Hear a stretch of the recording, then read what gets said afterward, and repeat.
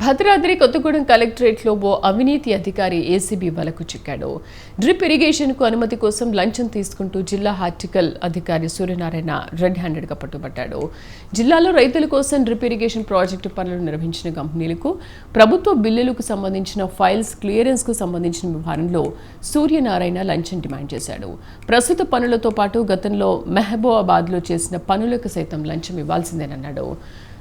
2% లంచంగా మొత్తం 1.14 లక్షల రూపాయలు ఇవ్వాలని కంపెనీ ప్రతినిధులను డిమాండ్ చేయడంతో వారు ఏసీబీని ఆశ్రయించారు.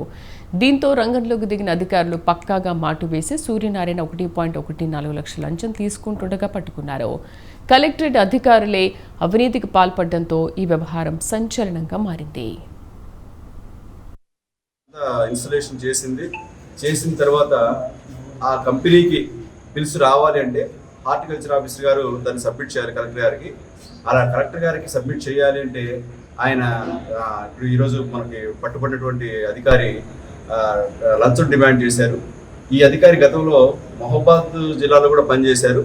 ఇదే కంపెనీ మహబూబాద్ జిల్లాలో కూడా రైతులకి డ్రిప్ ఇరిగేషన్ వేసింది. ప్రస్తుతం ఖమ్మం జిల్లాలో కూడా భద్రాద్రి కొత్తగూడెం జిల్లాలో కూడా వేస్తుంది.